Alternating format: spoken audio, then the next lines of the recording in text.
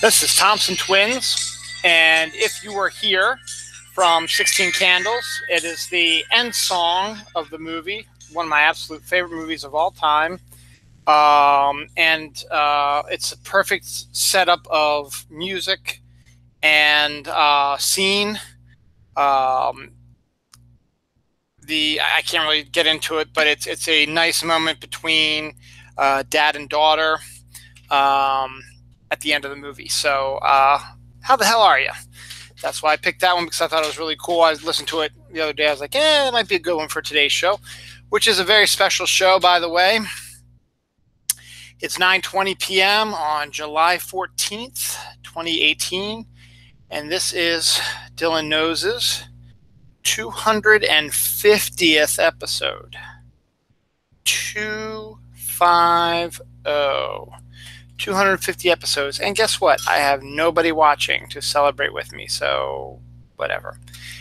If I did, it wouldn't be this show, right? So this shirt says Dylan Knows Technical Difficulties was given to me by one of my co-hosts, Jerry Fletcher, for my 100th episode, which was 150 episodes ago. So I figured, this might be a good one to wear for today. So voila, that's why I'm wearing it. I was freaking out about trying to find it because I haven't had a chance to put away my laundry, so I've got a big pile of clean clothes just sort of sitting by my closet. So it's pretty funny, and that's why it looks a little wrinkled too. So, anything special going on for this episode? Nah. I realize that I really don't do special stuff because I'm not that important. I don't have any viewers right now. Don't usually get a lot of viewers on there, so I'm not. To be honest, a lot of people would say that I'm not relevant, which is kind of true as well, and that's kind of depressing. But you know what? I don't do it to be relevant. I don't do it for other people. I do it because it's something I like to do, and it gives me a chance to do something for 2+ hours every week that I find entertaining. And for the fact that I've done it for 250 episodes, almost 5 years worth of episodes, is pretty staggering. And I am very happy about what I'm doing, where my spot is. Do I wish I had more viewers? Absolutely, I wish I had more viewers. But I say this every time, and so I'm not going to beat a dead horse, because we've got a lot to cover today. The big story is I've always been not skeptical. I've had an open mind when it comes to supernatural stuff, and I really want to see some supernatural stuff personally. And I've had some experiences before that were interesting and different. And actually, one of the first episodes, not one of the first episode of Dylan Knows I ever did, I talked about one of those supernatural experiences I did where I was actually involved in a ghost hunt with 2 ghost hunters. And I actually heard a EVP that sounded very degrading to one of the ghost hunters, and I thought that was kind of interesting that something like that would come up. So, and they seemed surprised that it came up. So I don't, unless they're good actors, I don't think it really was faked or anything like that. So we'll see. And I've talked to you about Ghost Cat before, but on Friday the 13th, which was yesterday, I had a supernatural experience at my work that I will give you what my skeptical mind says, but the more and more I dig into that, it's like, I don't think that that's the case. I think something actually happened. And I'll get into that. That's quite a tease, isn't it? Let's see what else we're going to talk about. Not going to talk about that Joker origin movie with Joaquin Phoenix. Not going to talk about it. In the end, I probably will, but I don't want to. My events, my regular things I do on the show, my regular series, what's the word I'm thinking of? Regular sections of the show. In Dreams, I've got a couple of stuff for In Dreams. This Week in Film, I've got a few things as well, and we'll also go over some holidays. Check Eye Day screwed up this week. They did not give me the holidays for July 9th, so I don't know what some of the stuff for July 9th was, but or July 10th, it was one of those 2, or the 11th, it was one of those 3 days. I don't know. A lot of science, and all kind of connected, which is really, it's about space mostly, but there's cool stuff, some comic book stuff, I may delve a little bit into bucket lists and summer movies. As I was looking at it, is like, it's kind of boring. Maybe I'll just reveal some stuff on my bucket list, because it's a bucket list, I guess, something that you continually are updating. I'm going to go on a couple of rants. One particularly really upset me this week, and I want to unleash upon the world about that. Okay. And some other interesting things as well going on. Stupid stuff, new inventions, comic book stuff, a little bit of sports, just a little itty bitty bit about sports, and maybe a little Pokemon Go stuff, because that's what we did today mostly. I'll probably do that tomorrow. Oh, and an interesting update about IHOP or IHOB. We will discuss that too. So where should we start today? I'm not going to start with those. So Gal Gadot, best known for playing Wonder Woman in the DC Cinematic Universe, probably the most successful DCU movie so far. She is presently filming the sequel, Wonder Woman 2, in Arlington, Virginia, which is right down the road from here. I mean, it was Alexandria. One of those two. Arlington and Alexandria, like right next to each other. So it's in that area of Virginia where she's filming this new Wonder Woman sequel. And she went earlier this week fully dressed as Wonder Woman and visited a children's hospital, which is a wonderful thing. I love when actors do this, particularly actors who play superheroes. We've had Chris Evans do it. We've had Star-Lord do it. Chris Pratt, thank you. Chris Pratt do it. And Ryan Reynolds. And we've had lots of other people who've come in. Tom Holland did it the other week when I talked about that also, where he visited kids in a London hospital wearing his Spider-Man suit. Stuff like that. So that's kind of nice. Speaking of comic books, next week is comic book. I will say, I always like to call Free Comic Book Day Comic Book Christmas. Honestly, this is more like Comic Book Christmas, I guess. I guess is a good example of it. San Diego Comic-Con is next week. Friend of the show, Heather and Nicole are going. That is on my bucket list. So I'll give you bucket lists here. Maybe periodically through the show, I'll go bucket list. I do one day want to go to the San Diego Comic-Con. That's on my bucket list as well. And I think I've told this story before, but I'm gonna bring it out again. It might have been last year at this time when San Diego's coming up. When I worked at Diamond Comics as a brand manager, it was going to be my turn in the rotation, because they like to rotate the brand managers to do this, to go to San Diego in July. If I would have stayed with them. This was back in October when I found this out. But by that time, I was already checked out of that job because it was too stressful for me. There's a lot more into it than that. But it led me to believe that if I could have just held on for a while longer, I could have actually gone out on their dime to San Diego. And I'd be working, but it'd be fun just to get into the atmosphere and who knows where it would go and stuff like that. So that would have been kind of nice. But that's going next week. You will probably be hearing a lot of new stuff coming up comic-wise, and maybe even some entertainment-wise stuff. Might see some trailers of stuff. I'm still thinking we're probably going to see the Captain Marvel trailer at San Diego. I think they're going to reveal the first trailer for Captain Marvel. They've had some views of it already at various other events, and people seem to love it. So we'll see about that. We'll go to something pretty interesting. A massive black sarcophagus has just been unearthed over in Egypt, I guess. And it hasn't been opened yet.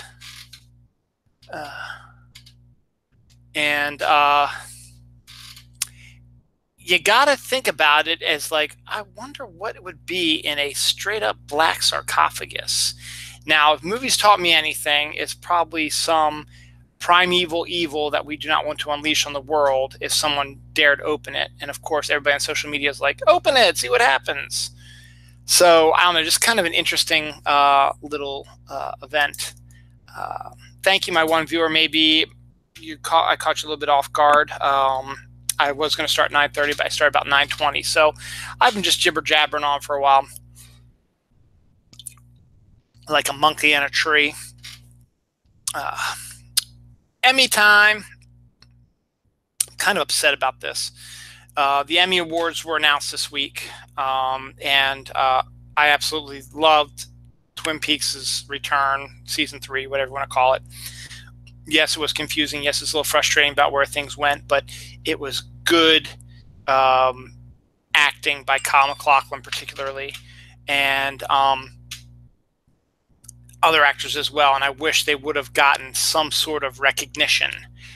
The acting, they got no acting whatsoever. They didn't get any acting nominations. They didn't get a Best TV Show. Anything like that. The only things they got is they got some, I think, Best Direction, Best Sound Editing nomination, and maybe something for the writing as well, which is good. And they're probably not going to win, but I really think Kyle MacLachlan should have gotten at least something, because he portrayed technically 4 different characters. If you want to think about it probably more than that. Dale, that guy, Mr. C, his phone, yeah, about 5 different characters he portrayed. And they were all different, and they were all unique, and you could tell who they were all, that they were all, you know, they all had their own personalities and stuff like that. So I'm a bit upset about that. But on the plus side, Stranger Things got 12 nominations, which got all the nominations that I'd hoped that Twin Peaks would have gotten, and maybe the 2 of them would be going up against each other. But hey, Stranger Things is good as well. And Dave Harbour got Best Acting nom as well. So that would be excellent. Hopefully he is going to do very well with that and maybe win. Who knows? We're going to enter the world of stupid now with a couple of interesting things. One is a man who was stopped by police says that he wasn't drinking and driving. He was only drinking at stop signs. I'm sorry, that's just funny. That's just, he wasn't driving while drinking. You know, you're not supposed to listen to your phone, or, you know, while you're driving, you're supposed to focus on the road. He was focused on the road, but when we got to a stop sign, he was drinking. But not when he was driving. It makes perfect sense, doesn't it? I love it.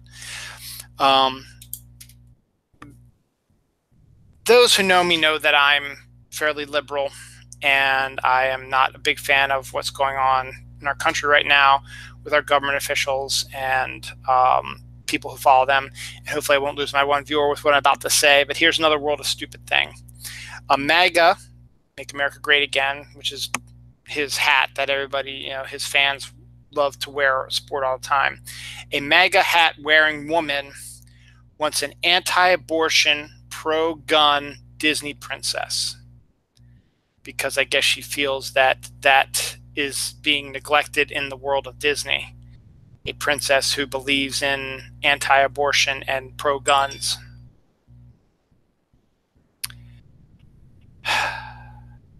You know what? I don't have anything to add to that.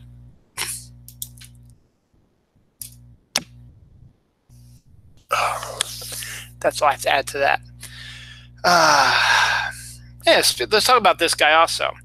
The president claims that he has better poll numbers than Abraham Lincoln. Guess who else has better poll numbers than Abraham Lincoln? This guy right here. Do you want to know why? Because polls didn't exist until the 20th century. Abraham Lincoln died in 1865. You moron. Learn your freaking history. And as a history major, that pisses me off. Learn your freaking history. And that goes for everybody else out there who is uneducated. Learn your history. Get some education. Yes, it might not be easy. Yes, it's pretty hard. But in the long run, it will help clear up some things and make you look at yourself and go, wait a second, there's something not right about this. And hopefully it would make the world a better place. Go back to school, get some education, read a book, watch something other than what you watch on TV. Read something, learn something. In the end, it'll be a whole lot better.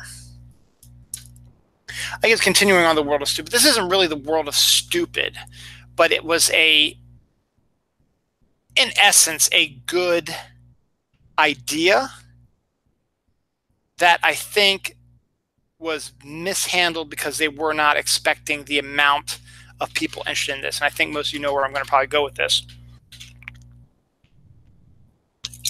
Because obviously I do stuff from this week, and this was a big story back on Thursday. Thursday the 12th, every Build-A-Bear store. Now, those who don't know what Build-A-Bear store is, Build-A-Bear is stores usually in malls where you go in and they have a set amount of teddy bears that you can make, literally. So if you see a bear you like, you go to these different barrels and you grab the skin of the bear you like. And then you take it to the filling station where one of the employees will fill it with the fuzz or whatever. And then you put a heart in it, and make a wish and put a heart in it. And you can add stuff like a heartbeat, or you can add other sound to it as well. And then they fluff it up a little bit more, and then they sew it off.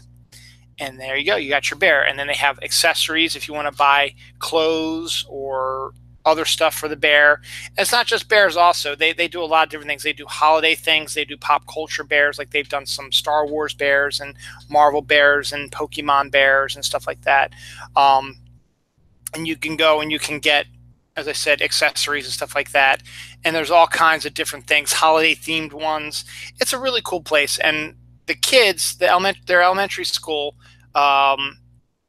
they do an event in the fall, late fall, usually around November probably, where for a weekend, all the elementary schools in this area in the Baltimore, and I mean not all of them, maybe like 5 or 6 elementary schools in this area, including the one my kids go to, they set up camp at a Build-A-Bear, and they are saying, hey, come into Build-A-Bear, buy yourself a bear, but not buy it for yourself. Buy a bear for kids in the children's hospital for Christmas. So then you go,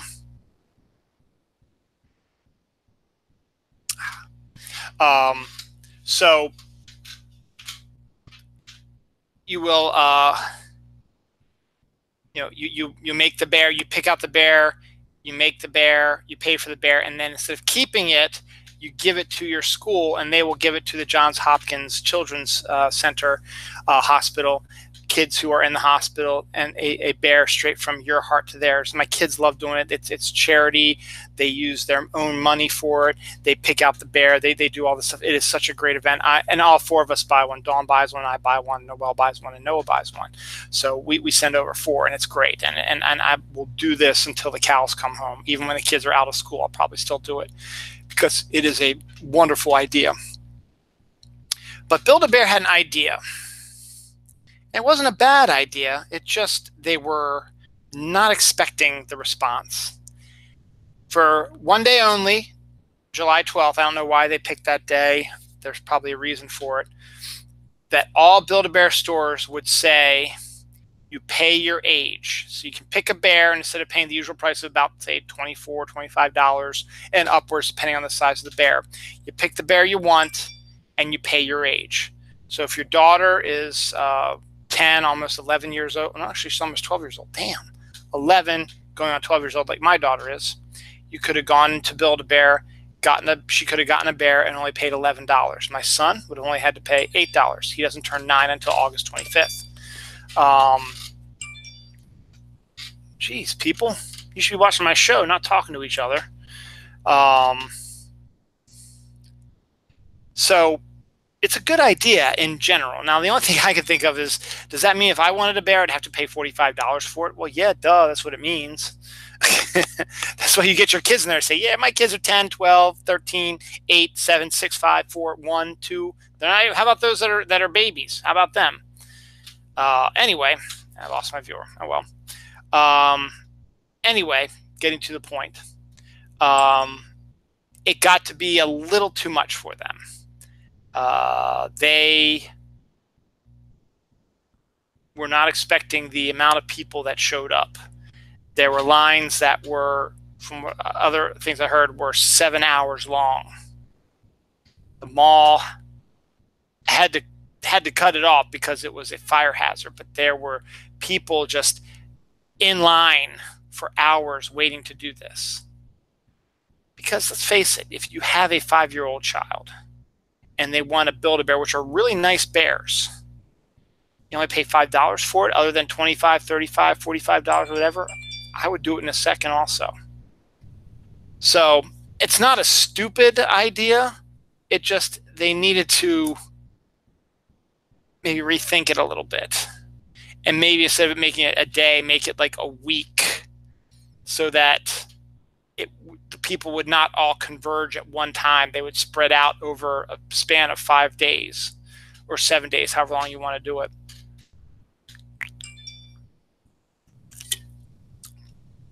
Again, not a bad idea. There's a petition out there to make the Joker gay. All right, I'm okay with that, I guess. I've never been the biggest Joker fan in the world. And people who've watched this show before know it, absolutely. I'm not a big Joker fan. And if you want to make the Joker gay, you make the Joker gay. I don't care. I really don't. And I don't understand why this is a big deal anyway. It's a fictional character. It doesn't matter if they're gay or not. But I guess maybe you can construe it as, if you want the Joker to be gay, well, then you can give fuel to the haters out there who can say, well, look, the Joker's gay, so doesn't that mean all homosexuals are homicidal maniacs? No. Is that what's going to happen? Probably not, but come on, people. You've lived in our time now, and you know that if something like that would happen, there will be somebody who's going to pull that out of their ass and say that because it makes their point for them. I'll just mention it real quick. Again, I hate the Joker. I wasn't going to mention the Joker movie, but now they're doing this. They're doing 2 Joker movies. They're doing a Jared Leto Joker movie from his appearance in Suicide Squad, and now they're doing a Joaquin Phoenix Joker origin movie. It's produced by Martin Scorsese. And it's like, what is the big deal? That's why, DC, that is why you're behind. Because you're making 2 movies about a homicidal psychopath who, let's face it, is one of the least interesting characters out there. And yes, that's an unpopular opinion because every writer seems to want to write a Joker story. And yes, the Joker is a terrifying villain and can be terrifying, but you know what? If you keep bringing the Joker out end over end over end over end, it's not going to get too unnerving because you know the good guys are going to win in the end. And you know he's going to get caught. And you know he's going to come back again and do something. It just... I'm just so sick of the Joker right now. And look, if you really love the Joker so much, why don't you just reopen his Joker comic? There was a comic out there in the 70s based on the Joker. If you love him so much, why don't you go ahead and do that? Get Scott Snyder to write it because he's got a big boner for the Joker anyway. So, I don't know. I'm not the biggest fan of the Joker. Speaking of comics, since we're on the segue, I have kind of an interesting relationship with the comic book series League of Extraordinary Gentlemen. Now, some of you probably have heard of this before. It was a Sean Connery movie that had really nothing to do with the comic except had the name and used some of the characters from the League of Extraordinary Gentlemen, but not nearly all of them because the League of Extraordinary Gentlemen is Alan Moore's exploration through English literature. Not American literature, English literature. And to his credit, and to, just the amount of research that he's done and reading that he's done, he's able to pull obscure characters out of insanely old English literature books that I have never heard of or read, because I'm not English. The English probably know all about them, but I don't, because I'm not really a big fan of English literature, to be honest. And created a superhero team basically around them. Now, some of them are pretty obvious. The first main team of League of Extraordinary Gentlemen, they did 2 series with them. It was Mina from Dracula, the one who was played by Winona Ryder in the Francis Ford Coppola movie, and it was the one that Dracula was obsessing about and was in love with. She is involved in this, and these movies take place in the late 1800s, early 1900s, so it's got sort of that old school type of stuff like that. These first 2 stories do anyway. So you got that. You've got Alan Quatermain, who Alan Moore writes as a opium-addicted old man. I guess he was. If you read the books, he had an opium problem. You have Captain Nemo from 20,000 Leagues Under the Sea. You've got the Invisible Man. You've got Dr. Jekyll and Mr. Hyde. I really feel like I'm missing somebody. I don't think I am. I think that's it. If I'm missing somebody, I'm missing somebody. And then you had M, who turns out to be Moriarty, and then eventually Mycroft Holmes. And then, then through the 2 storylines, you take a romp through English literature using a lot of different English literature characters, from Peter Rabbit and the Island of Dr. Moreau to some obscure Fanny Hall type of stuff that I'd never heard of before. I've heard of Fanny Hall, but never really read the stuff, so I don't really know what it's about. But stuff like that. It's just John Carter was involved in the second one as well. The second one was basically the War of the Worlds from H.G. Wells, with the Martians attacking Earth, and the League has to stop them. Then the third one, they didn't really have a third one. It was more like a Black Dossier, which detailed short stories featuring these characters. And then they've done some other crazy stories where the characters are, some of the characters are immortal, and you see them through a time frame. The later ones delved into more contemporary English literature, including Harry Potter plays a big part in the final stuff. Well, the reason I'm bringing this up now is because the final 6-issue miniseries for League of the Extraordinary Gentlemen, the final, last one, just came out this week. It's The Tempest. And it's going to wrap up everything that's been going on with the League of Extraordinary Gentlemen and all their various incarnations. And that alone, if you want to learn more about it, go to Wikipedia and type in League of Extraordinary Gentlemen and read just the synopsis of all the stories. And you'll see the amount of links that are put in each description of a synopsis, which are links to these characters' own Wikipedia pages, because, as I said, Alan Moore takes characters and just throws them up against the wall. And that is what makes the book interesting. Kevin O'Neill's artwork is, I'm more meh on that, but again, he and Alan Moore are both, after this 6-issue miniseries League of Extraordinary Gentlemen, both of them are retiring from comics. Now, Kevin O'Neill's been around since the 80s. I remember some of his early stuff when Epic, Marvel's brand, mature-only brand, came out. He did some stuff for them there, and he's also been a British mainstay in comics over there.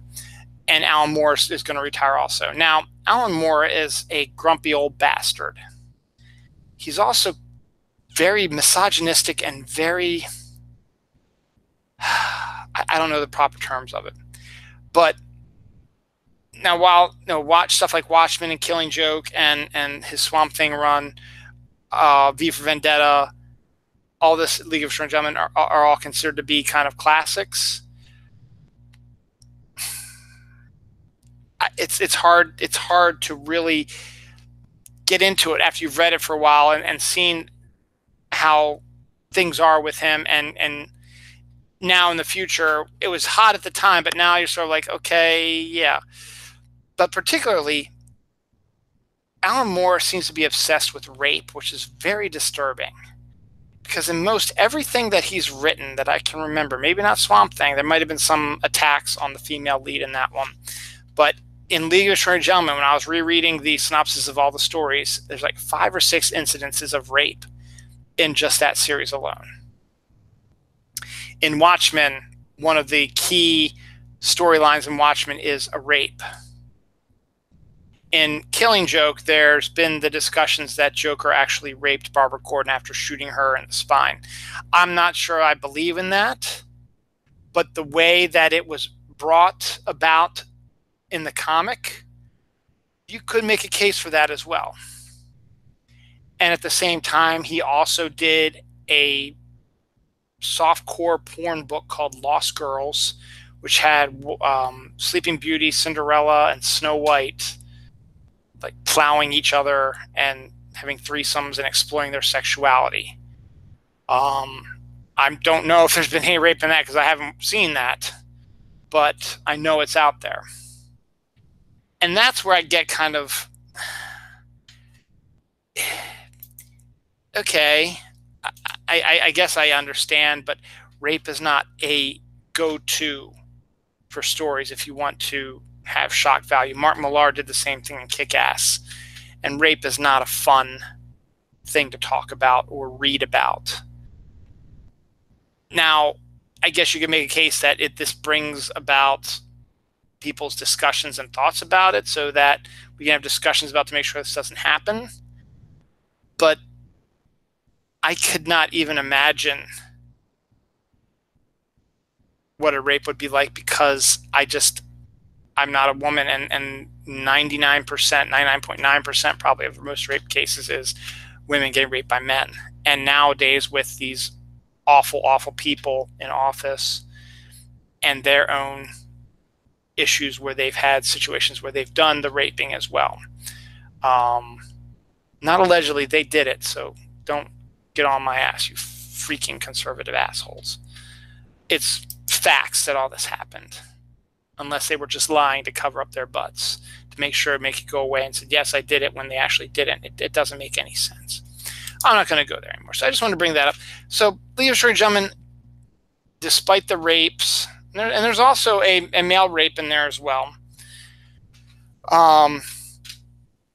is a really dense story. And it's going to take a lot out of you to read this because it's lots of words, lots of ideas, lots of theories, and you might get yourself lost a little bit. Plus, Moore likes to write a bunch of prose stuff in the books as well that have important parts of the story as well.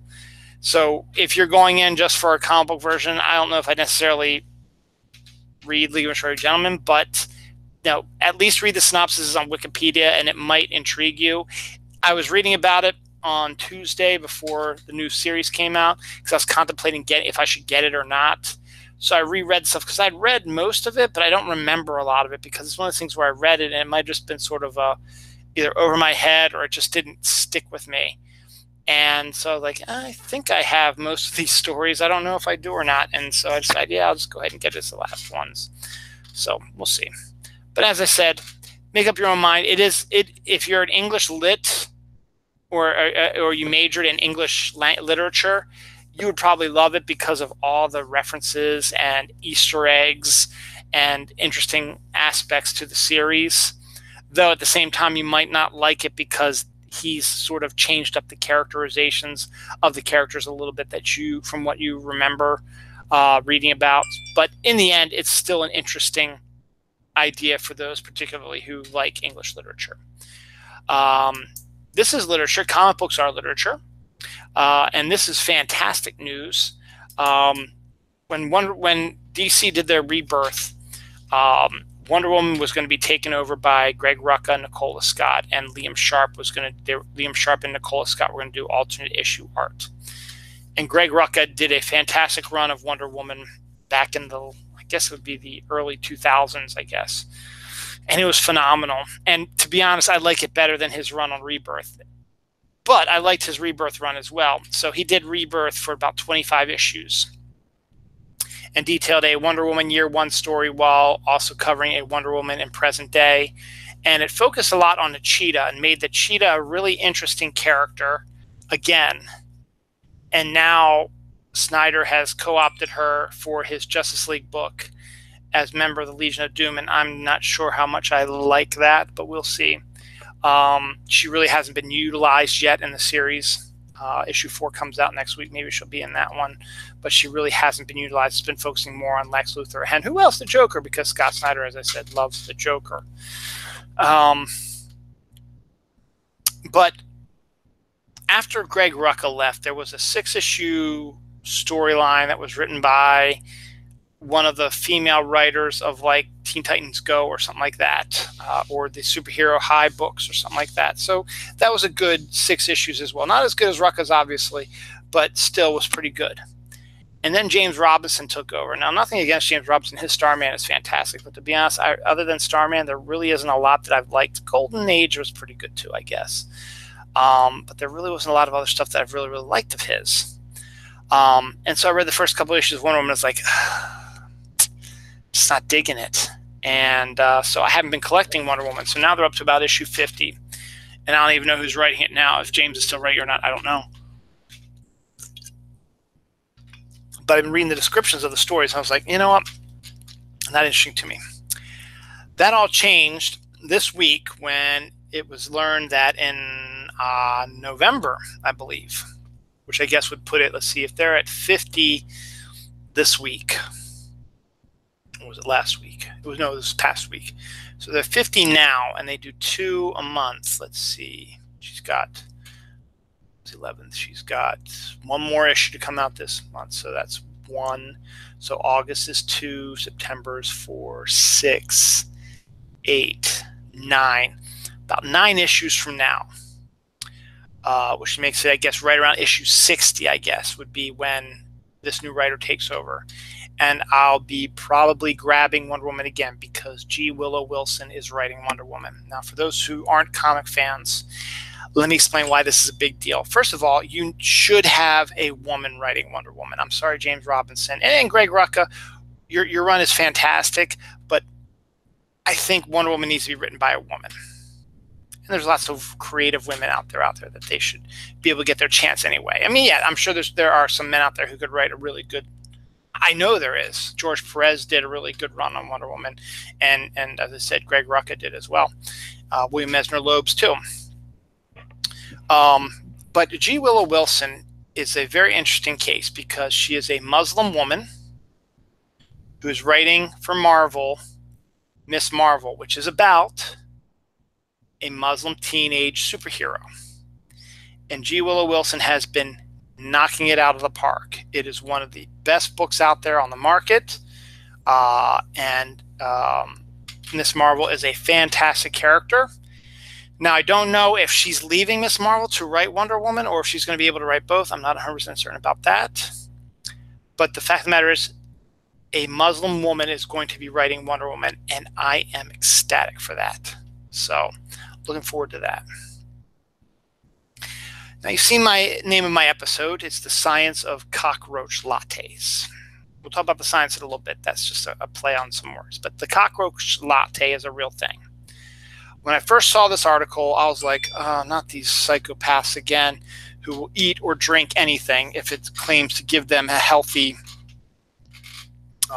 lifestyle or whatever. It's not what you think. Instead, it is latte art. It's like chocolate, or it's a cookie or foam or something like that that is formed to look like a cockroach. And you put it on top of your latte. So it looks like a real cockroach is in your latte. And then you drink it and eat the cockroach, which isn't a real cockroach. It is a cookie, chocolate, whatever. But it seriously looks like a cockroach in your coffee. And that, while the art is fantastic, that gets me to think, why the hell would you want to drink a coffee with a cockroach on it? Even if it is a fake one, even if it's made of chocolate. It's not a chocolate-covered cockroach. It's a fully chocolate cockroach or whatever. It's art. It's not a real cockroach. But why in the first place would you eat something like that or drink something like that? It makes no sense whatsoever. Do I want to try one? No. No, I really don't. If you want to, knock yourself out. Speaking of animals, Paul Ryan's car was attacked by woodchucks. This is not The Onion. This is a real story, a real headline. His car was attacked by woodchucks. Now, I have no love for Paul Ryan, but why in the world would woodchucks attack your car?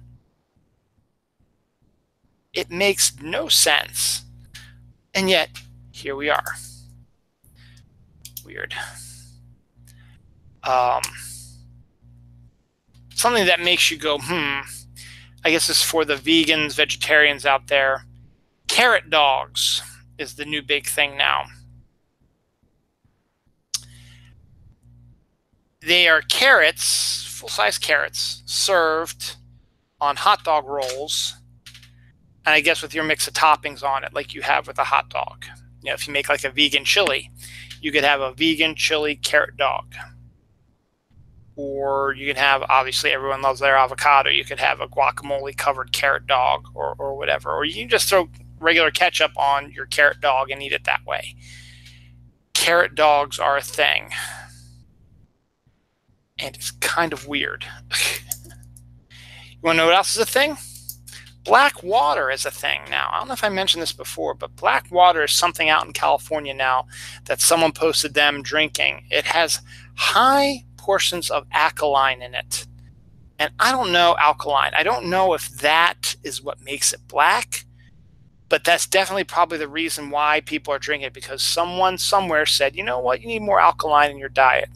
So why don't you drink some alkaline water? That way you're killing two birds with one stone. But it's called black water. And I don't know what it's about, if it's real or not. I mean, it is real because they had the bottom of what it tastes like. Does the alkaline make it taste a little funny? Is it like drinking dirt? I don't know. All right. Oh, speaking of food, interesting food. McDonald's, I don't know if it's around here, because this just seems like a weird thing to be serving around here. Now, overseas, they serve all kinds of weird stuff over there anyway in their McDonald's. So, I mean, it makes sense. McDonald's is an American product. But when you go overseas, you don't necessarily need to serve American food in Japan, France, England, wherever.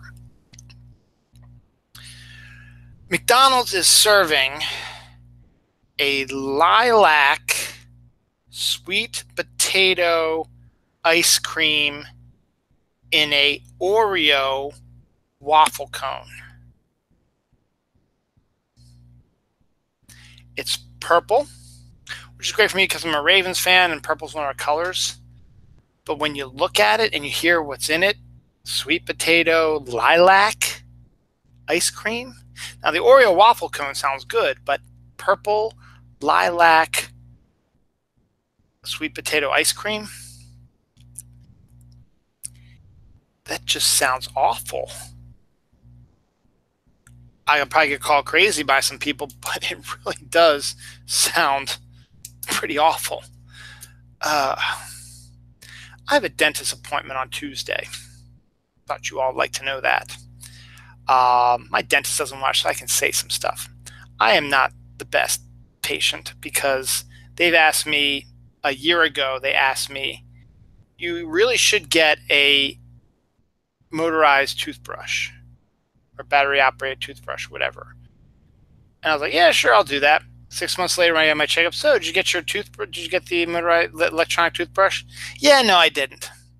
I plan on getting it this time around. 6 months later, they're probably going to ask the same question. I'm going to say, yeah, no, sorry, couldn't get it. Because they claim down here on this side of my mouth, there's an issue with one of my teeth. It's sinking.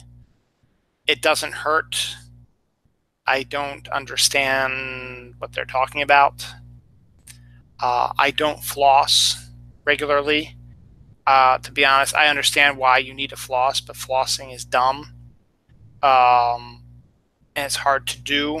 on top of that. Now I found the ones that are handle stuff, and I've been doing it just to get myself prepped for Tuesday. But I get it; it's their job, and they'll get on me or whatever. That's fine. You know, I'm just I'll pay my bill and say I'll see you in 6 months, and it'll be 2019 when I see them next. The reason I bring this up is because I don't know if this is out yet or if they are doing a what do you call it, one of those fundraisers for it. But it is a toothbrush that can all of your teeth at the same time in 10 seconds. Now, I just saw some pictures of what it looked like, and I didn't really listen to the article or read the article or watch the video, all that. Well, I watched the video a little bit, and they have some descriptions on the bottom, so I don't understand the entire concept of it. But what you do is you get one of those clear plastic mouth guard things, and you put that in your mouth to cover all your teeth. And then attached to it is this round ball thing, which apparently is where the toothpaste or whatever you use to do it is in there. And you turn it on, and it supposedly, I think it looks like, ejects the stuff into the mouth guard thing, and then it vibrates up and down, the mouth guard does, for 10 seconds. And it brushes all your teeth at the same time. So instead of you starting over here and then moving over here and then going down here and then going back down here and down here and down here and down here, it covers everything at the same time and does it, they say, in 10 seconds. I don't know if dentists are going to agree with that, because I've also heard that you need to brush your teeth for 2 minutes to get the perfect brushing system. And that's, I guess, going one at a time. But does that change when you can brush all your teeth at the same time? Or exactly how does it work? How much it costs? I don't know. I just saw it and I thought, that might be something interesting to discuss on the show. The Hall of Fame, Football Hall of Fame. I talked about this with you already a little bit. The Hall of Fame induction class happens in about 3 weeks, beginning of August. It's a big one for my team. Ray Lewis is being inducted into the Hall of Fame, NFL Hall of Fame. It's the second Raven to go in. Jonathan Ogden was the first a couple of years ago. So now Ray Lewis, and then Ed Reed is going to go in about 2 years. So that'll be good as well.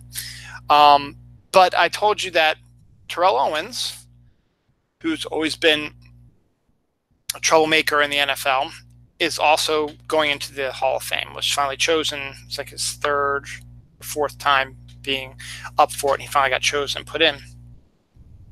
So he decided to throw a fit like a little baby and say he's not going to show up for the Hall of Fame event. Now, I've talked about how stupid I think that is, because your whole reason for doing football is to get to the Hall of Fame, to prove to everybody that you are the best best there is. And T.O. particularly was a guy who boasted how good he was. And he was. He was so good, he got voted into the Hall of Fame, which is like the pinnacle of what you want to do with your career. You want to get to the Hall of Fame. I mean, that's a given. You should be floored, because it is absolutely proving everything that you said. When everybody's saying, "Nah, you're crazy, T.O. What are you talking about? You're just an insane football player. You're okay. You're not great." No, he's a Hall of Famer. And this moment proves he is. But because T.O.'s T.O. and he's a whiny little baby, because he didn't go in on first ballot, he is not going to show up for the Hall of Fame ceremonies. He's not going to get his yellow jacket. He's not going to do a speech. He's not going to have his retrospective played up there, which is a shame, because everybody else who got inducted is going to be there, because they know this is like it. This is where you want to go. That's the end of the line. That's Valhalla. That's heaven. That's where you want to go. So T.O. clapped back at the end of the Hall of Fame, and the Hall of Fame, turned the other cheek, said, "Okay, whatever, it's your prerogative, dude." Well, they fired a salvo at him, saying that they're not even going to mention him at the Hall of Fame ceremony, which they really shouldn't. If you're not going to be there, why mention you? And they're going to mail him his yellow jacket. You know what? I'm all for that. If I got inducted into the Hall of Fame because I thought I was the best of the best of the best, and everybody thought I wasn't, I would be going there and I'd be standing in front of everybody saying, look at me. I got my yellow jacket. I've got my plaque. And guess what? You are all wrong. You are all morons. You said I wasn't good enough. Guess what? I'm good enough. I would be there. I'd be sticking it in the faces of everybody who said I wasn't good enough. But TO's got a TO. And that's all I'm going to say about that. Let's see. I got my rants, my supernatural story, science, Kevin Smith, Joss Whedon. It was 108 days today, as of today, 108 days until Halloween. So fall is my favorite season, and we're getting closer and closer by the minute. It's July 14th, almost mid-July. We're getting there. Now, that's the funny thing was, we are not halfway through summer yet. The halfway point through summer is actually like around August 3rd or 4th, something like that. Because you got to think about it. Summer started on June 21st. It ends on September 23rd. Okay? So then you have half of June, all of July, all of August, and half of September. Okay? So technically it's 3 months because you have the half of June and the half of September. So the halfway point, so you have half of June and all of July. What does that leave you with? Half of September and all of August. So the beginning of August is around the time of the midpoint of summer. So we're not even at the midpoint of summer yet. We're not even close to the midpoint of summer. It's about 3 weeks away. But the fact is, I'm a fall guy, an autumn guy, whatever you want to call it, and 108 days to Halloween, and then what was I saw? 9 weeks to the NFL. That's one reason why I love the NFL, because it takes place in the fall. Snark Alex out there, last chance. We are going to Gettysburg for Snark Stock on October 20th. You need to let me know if you're going to be there, like by tomorrow, so we can start planning what we're going to. We got a plan. We just need to figure out, how much it's going to cost and stuff like that. So there's that. I just want to bring this up real quick because this is just something I want you to think about, and then I'll get into my supernatural story, and then we'll get to some science. I saw this bumper sticker yesterday, and it started me thinking, and it shouldn't have gotten me thinking about this, because the way you should interpret this bumper sticker is the way I'm going to tell you in a second what it means. But then I started thinking about it, I was like, but the way the world is now, you could totally interpret it a different way. The bumper sticker said, "Love trumps hate." Now, on the surface, your first thought might be, they're talking about trumps as in card games, where when you trump somebody, you've beaten them or you've overtaken them. And what they're saying is that love should overtake hate, which is what I truly believe that bumper sticker means on that person's car. I don't know that person, but there was nothing, no MAGA stuff, no anything else on there that showed that they were a supporter of the so-called government we have right now. But then, like that, I started thinking, there are enough psychopath people out there, particularly his followers, who no matter what he does, no matter how bad it gets, no matter what he says or does that is rude, interpreted as terrible, awful, they're going to back it and say, yeah, he's our guy, he's doing it, because they're all freaking racist and idiots. So then you could interpret it as love trumps hate. Apostrophe S. There was no apostrophe S. That's why I think it means that love overcomes hate. But you could technically use that bumper sticker and show your support for that idiot who's in office right now, because he is a hate-filled degenerate, as are his followers. And his followers could put that on their bumper car and say, I love him because of his hate. just something for you to think about. I truly believe it means love overcomes hate, but because of our way the world is now, it got me thinking about that. And I just wanted to see if you had a similar belief or understanding of it. But of course, I'm only going to have 5 viewers, and most likely aren't going to get to this point anyway, so we'll see.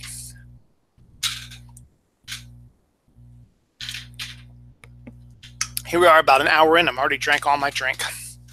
So I got about another hour to go without a drink, and I'm upset.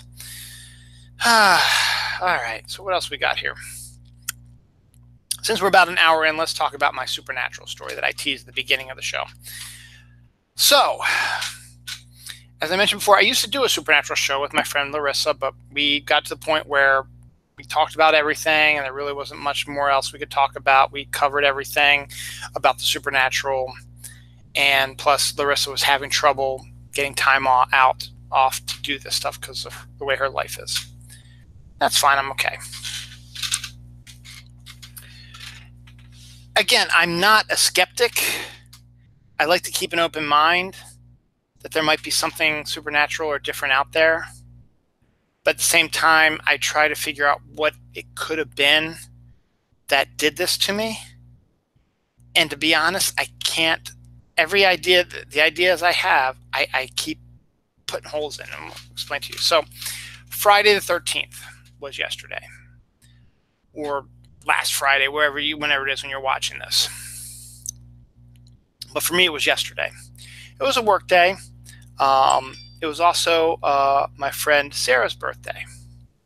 Now, at our job, when it's your birthday, and this goes for everybody who works there, unless you do not want it, you can go to them and say, I do not want this, and they will acquiesce to you. You will get a card signed by everybody in the office, and one person in the office buys you a cake.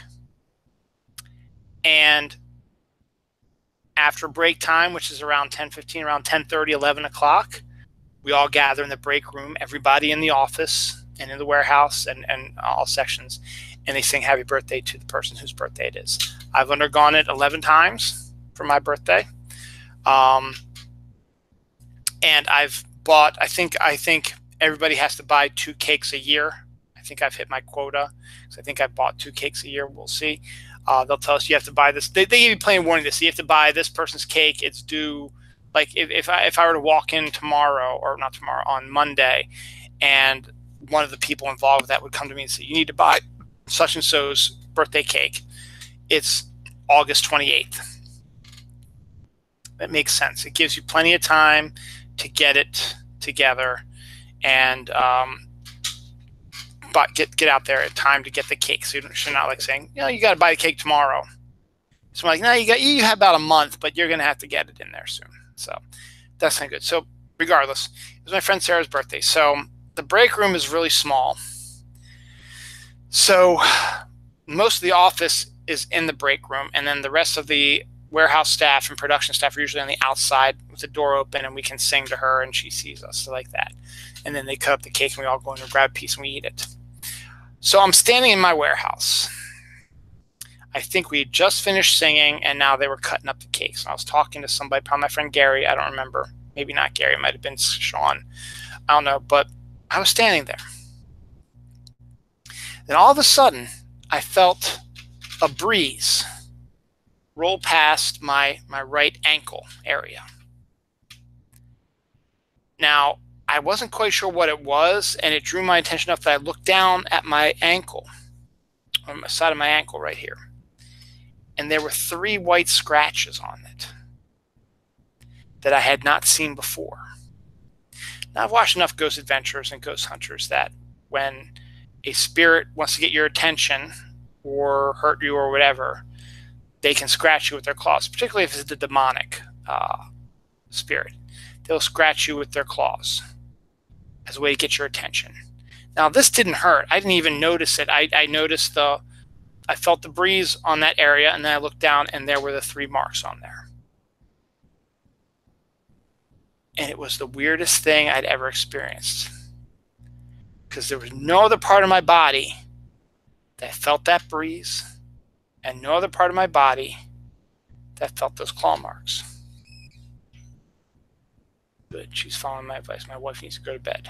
I told her she has to go to bed by 10:30. Looks like she's getting her glass of water. She may come down here and put clothes in the dryer. We'll see. If not, she'll go straight up to bed. But she had to get up early today. It was the weirdest thing that has ever happened to me. And I truly believe, now I think about it, that something scratched me.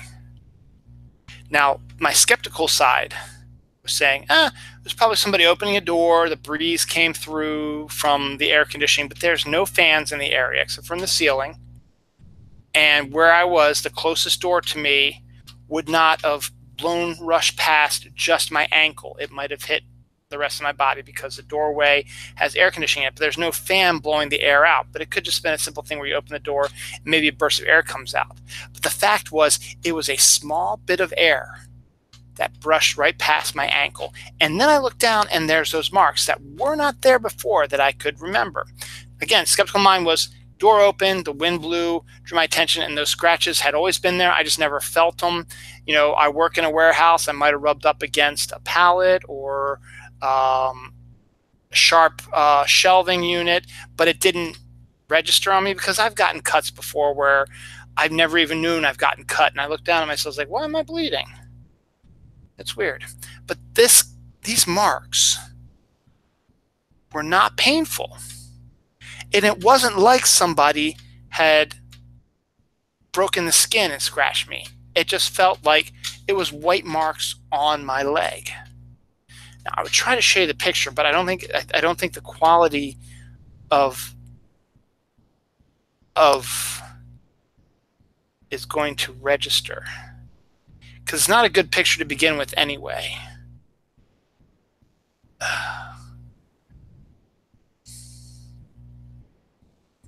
Let's see. No, the quality's not good enough. But I do have a picture of the claw marks. Aha, here she comes. I know. I could have gotten them. It's fine. But okay, you're here. Okay. I know. I know. So to this point, I'm still fascinated by what it was, and I still don't know what it is. And so to be continued to see if anything else occurs. So we'll see what happens. So that's my story, and I choose to believe it. You can believe it or not, but that's what happened to me, and it's kind of interesting. I guess let's do some science real quick. The method for making oxygen from water in zero gravity has now been figured out, and that's going to help in the future for space travel, creating oxygen for trips down to visiting neighboring planets or surviving in a spaceship for a long, long trip until we learn light speed, means of travel, which I don't see happening in any lifetime, really, to be honest, in my lifetime or even my kids' lifetime. Maybe my grandchildren's if I have some. We'll see. So what else for space-wise? Oh yeah, they destroyed a NASA rocket like stand thing, and when you were going to be shooting up into outer space in the 1960s and 70s, you had the rockets like the Apollo missions and stuff like that, and Mercury and stuff like that. They were on rockets, and they were on these rocket pads, and they would shoot up. You've seen the pictures before. MTV used it a lot back in the early days when they still played music as dun, dun, dun, dun, dun, the rocket taking off. And you've seen Apollo 13, you've seen all that stuff before. Well, one of those, since they don't use that anymore, one of those has been demolished, either maybe because it was so old, because down in Florida you're going to get corrosion pretty quickly due to the wind, the salt winds from the oceans or the sea, whatever side you're on. I forget where Cape Canaveral is. I think it's on the ocean side. But you're going to get that. You get hurricanes, which will weaken a lot of stuff. And I guess that also means there's really no, you only need a certain amount of rocket pads to launch your stuff in outer space. So they got rid of one, I guess, was breaking down anywhere, was one of their older ones. So it's always kind of sad, the history about that. But sometimes you just need to make room. Maybe they're going to build a new one up there. I'm not exactly sure. Ghost particle, or what they call a neutrino, was discovered embedded in Antarctica, and it was a 3.7 billion years ago. This crashed in Antarctica, and science has discovered that it was forcibly shot out of a black hole similar to a gun, and this neutrino was a bullet that over 3.7 billion years ago shot from the black hole, shot through the universe, and landed in Antarctica 3.7 billion years ago, and they discovered it. Now, I'm not exactly sure how you discover a neutrino in the ice of Antarctica. I guess there's it was like some sort of ice, they call it the ice cube program, where I guess how they even know to check? Do they just randomly sweep areas of Antarctica for this type of stuff? And neutrinos, aren't they like microscopic particles that you can't see, and you can't touch, and you can't hold in your hands? But for some reason, the space people and scientists are excited about this because it could help explain something about our universe, apparently. I'm not exactly sure. I'm not a physics guy, and I don't quite know science as well. See, my wife just walked past me. But at the same time, there was a rare cosmic collision that may let scientists calculate the proper age of the universe. This is something that happened recently this week as well, which they're investigating as well. So you have this neutrino, which they're excited about, and now they have this collision in outer space, which is going to help maybe help them figure out the proper age of our galaxy. So that's kind of cool. And then, as of July 12th, this past Thursday, Pluto, which to me is still a planet, has entered or passed the plane of the solar system. Now, Pluto orbits the sun, I think it's every 237 years. It does a full, so 1 year, if you use a year as a rotation around the sun on Pluto, one of our years on Pluto would be 237 of our years. You could be born, get married, have kids, and die before you even turn 1 year old. How weird is that? Anyway, this happens. It happened once before in 1930. It's like a year after it was discovered. And it will not happen again for 161 years. Because Pluto's orbit is not like regular ones. Pluto's is more woo, like that. So you're going to now if the regular rotation is this way, which ours is and every other planet is, and Pluto's is woo, woo, woo, you're going to cross this plane once on this side, once on this side, and maybe 4 times. You'll be voop, voop, voop. You're going to be rotating this way. So you'll be crossing the plane 2 to 4 times during your 230-some year trek around the sun. But the fact is, right now, it has entered the plane. So right now, it is somewhere, orbiting right here where all the other planets are orbiting. So technically, it's sort of lined up with it. So that was kind of a neat thing as well. And the fact is, this is the last time you're going to hear about Delnos, because even I will not be around 161 years from now. It just won't. I'm sorry. This ain't going to happen. And also, a rare binary asteroid has been discovered in our solar system, not that far from Earth. Now, you know what binaries are? Think Star Wars. Tatooine has a binary star system where you saw the 2 suns. Luke Skywalker was looking out, and he sees the 2 suns. That's a binary star system. There's a couple of them out there, and there are planets around. There is a galaxy around the binary star system. This is binary asteroids. So it's 2 asteroids right next to each other that orbit themselves while orbiting around the sun. So it's a first that they're very rare. I guess if it's rare, they've seen it before, but this is one that they've seen like in our backyard. So that's kind of cool that that's happening now. Pluto and Charon, which is the biggest moon of Pluto, now have, thanks to the passing of the one satellite a few years ago, now NASA released some of the absolute best and gorgeous topographical maps of Pluto and Charon that you've ever seen. So that is absolutely excellent. And this is from my Uncle Jimmy. My Uncle Jimmy sent me a link to a story about a mysterious disease that's killing bats, millions of them. And hopefully they'll figure out some way to a cure or some way to not kill the bats anymore.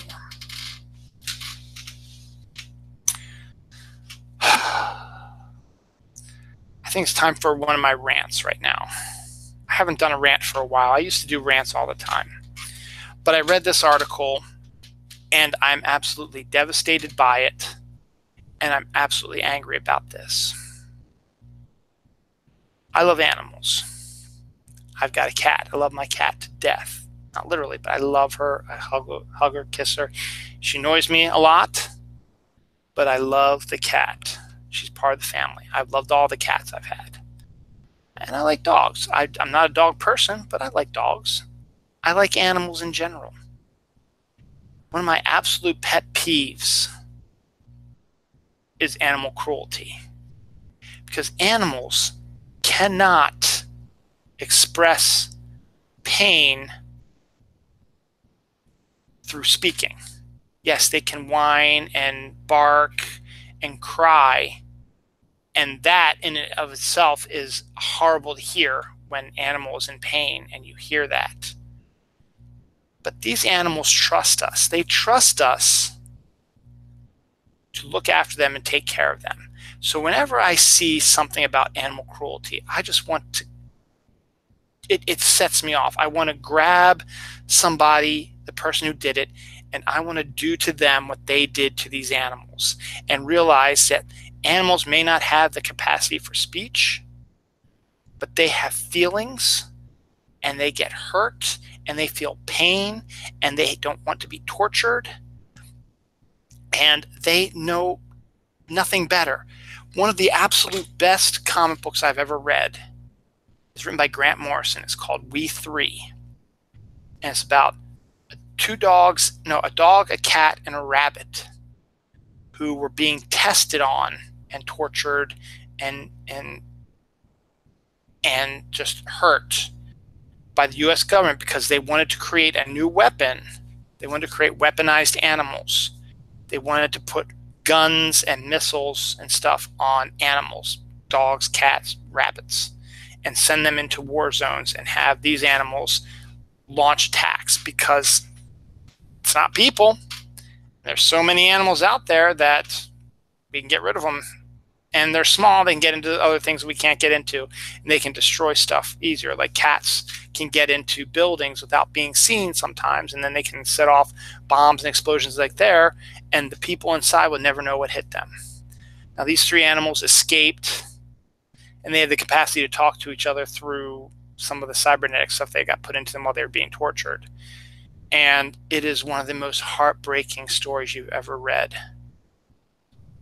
In the end, it's the animals are in a better place, I guess you could say. But animal cruelty is just one of the absolute worst things in this world. So when I saw this article this week, it made my blood boil and made me want to do a little bit of a rant here because this is unacceptable. And the animal involved in this has died. Didn't die right away. It died in pain, in fear, and distrust. Should never have happened. I blame a movie called Kids. Harmony Korine has never been one of my favorite people anyway. I find his movies detestable. But kids decided they were going to do a little bit of a story about these teenagers, which is what the movie's about, sticking a firecracker into a cat's butt and lighting it on fire and having it explode out the cat's butt. Hey, it's a firework exploding out of a cat's butt. That's going to be funny. Not realizing that it really isn't, because basically you're lighting an explosive device into a living being's butt. And when it explodes, it's going to shred their innards and cause massive pain and death. But it was treated like some sort of goofy little thing. I don't think they actually did it because of the animal, the ASP. There's rules in movies you can't show cruelty to animals. So I don't think they actually did it. But the fact that they even mentioned it. And then South Park, one of the early seasons, they decided to make a joke about it also. And Cartman, actually it was more Stan and Kyle, wanted to do that to Cartman's cat. And Cartman didn't want that to happen to his cat. And again, I know that's satire, but I find it detestable that they brought that up again. Because this story is true, and it happened this week. A cat has died due to someone lighting a firecracker in its butt. It blows up and shreds the innards. I would love to stick a firecracker up your ass and see how much it makes you feel. It's unacceptable. And you should get the fucking death penalty for that, because you killed a living creature. And it's just as bad as killing a human. You kill a living creature. I still feel bad when I kill bugs sometimes. You want to call me a hypocrite? You can, go ahead. But I try to make the death go quickly. I stomp on them, and they're usually dead in an instant. And I don't want them in my house.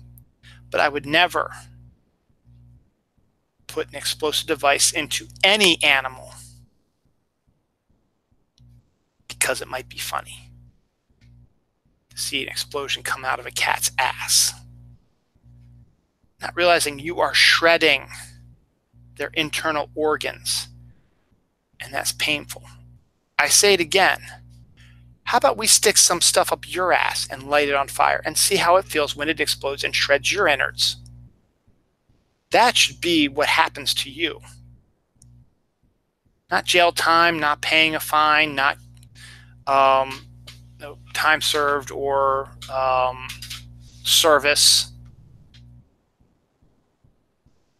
You should have firecrackers stuck up your ass, lit on fire, and explode inside of you also. So you can realize you're literally killing something. Am I saying I wish you were dead? Yeah, I'm saying that. Because animals feel pain also. They have the same feelings we do. Consider when you are hurt and you're whining like a little bitch.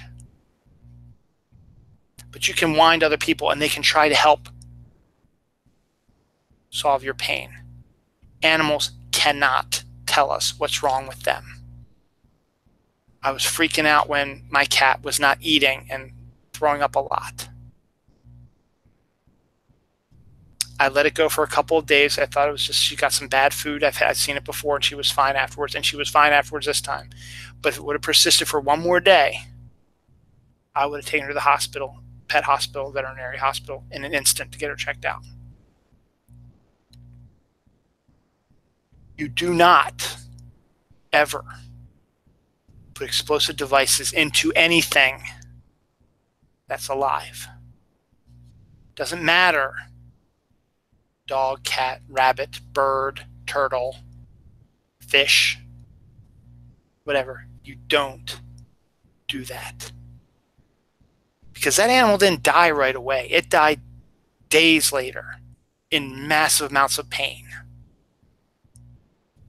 because their innards were shredded. do to you thinking it would be a funny joke. Fuck you. And I hope when they catch you, I hope they stick something up your ass and light it on fire. And I hope you feel it and it hurts you badly. Sons of bitches. I'm going to go on another rant now because I'm on fire right now. How the fuck is Kylie Jenner worth $900 million? What the fuck does she even do? And someone is doing a GoFundMe page to get her to $1 billion.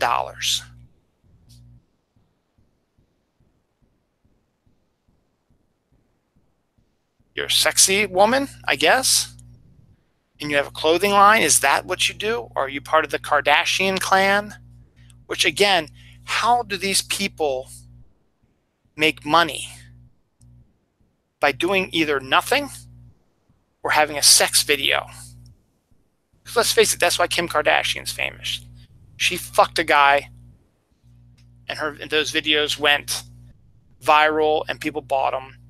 And she took that and turned it into her own private empire. Does she have big tits and a nice ass? Sure, why not? Is she sexy looking? Yeah, sure. But when I see something like that, Kylie Jenner, who really hasn't done anything and has $900 million and is worth that much, it boggles my mind how stuff like this happens. When hardworking people, not just me, and I'm not just talking about me, but I'm talking about other hardworking people who do more important things with their lives, do more education, help people, have families, try to survive, have to live paycheck to paycheck, have to deal with being in a poverty-stricken zone. But they're smart and they want to keep living and they want to provide for their family and they try their best. They work 2-3 jobs. They're worn out. They're tired. They don't get a chance to rest and relax and do stuff. Or firefighters who go into a fire to save people at the risk of their own lives. Doctors who they make good money, but you couldn't pay me enough to be a doctor because schooling is hard and the job is hard, particularly depending upon what you do. I don't even know what she did to make $900 million. Is it some sort of fashion design thing?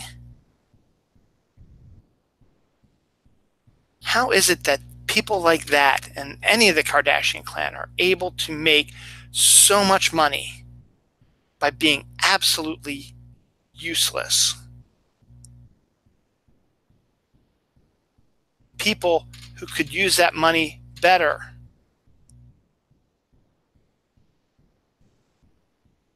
are stuck the way they are. I wish I had $900 million. But I don't. I work for a living. I'm raising a family. Got to pay for this house, food, electricity. I want to open a coffee shop. I don't even have the money to do that. I have to borrow money. Maybe I should borrow money from Kylie Jenner. It boggles my mind. Not as big of a rant as the other one, because the other one is more important than this one. But all the same, I don't understand how these people get famous for doing virtually nothing. Would I want to have that type of fame? No, I wouldn't want to be that type of fame. I wouldn't want to be pursued by paparazzi all the time. I wouldn't want to have people writing articles about me about my after pregnancy body and how I got it back in shape. It must be nice, after you have a baby, to be able to just go back to the gym and just exercise while someone else takes care of your children. $900 million. And people are actually doing a GoFundMe page to push her over to $1 billion.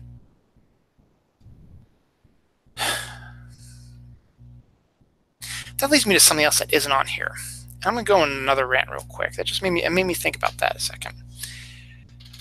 Some of the people I work with post things on their social media because they are the opposite of what I am. They are more conservative.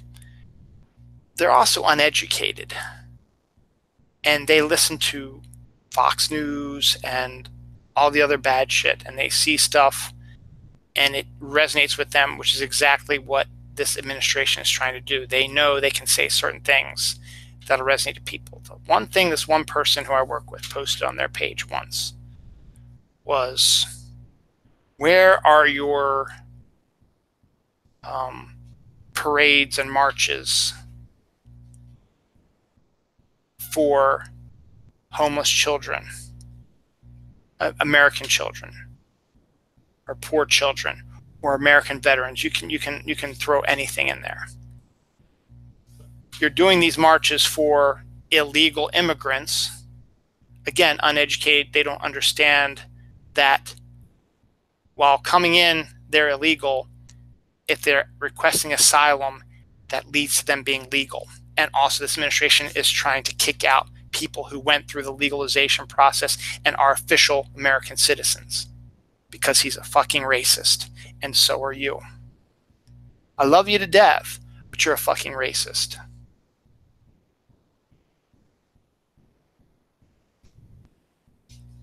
So that leads me to believe you report these memes, you put these memes on your page saying, what about, where are the parades, where are the marches for the homeless American children, or the poverty, or the homeless veterans?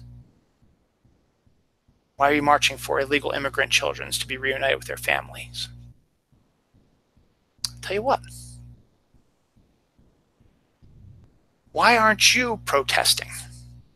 If you believe strongly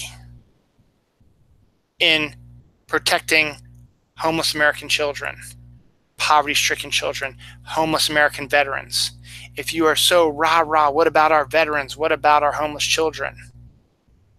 Guess what? You're going to have to do more than post stupid memes on your page. You're going to actually have to physically go out and fucking protest and go to the government and say, why aren't you doing anything about this? It's not the liberals' job to do that. We do it because we feel strongly about this one issue. But if you feel so strongly about this homeless issue, of American veterans, homeless, or poverty-stricken children, or whatever, why aren't you doing protests and marches? Because you don't care. It's not my problem. You should be, the ones who do these protests, you should be doing the protests for us for this stuff because we told you to. So we don't have to do jack shit. That's not how it works. If you want to make change, you make the change. Other people don't make the change. You go out and you protest and you go to government and you try to get passage, or you go to a homeless veteran and say, I'll give you some money for food, or you will bring them in and you'll let them have a place in your house to live if you're worried about homeless veterans or homeless children. Why aren't you doing anything about it? Posting memes doesn't help. Going out onto the real world and marching on Washington or marching in cities, protesting what is happening in this world, that is how you get change made. Not posting stupid, childish memes that you know absolutely nothing about because you are uneducated.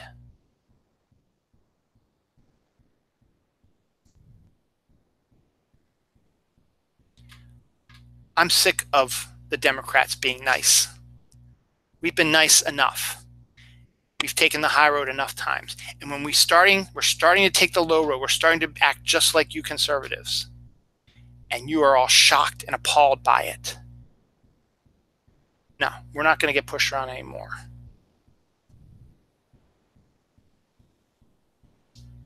Get yourself educated.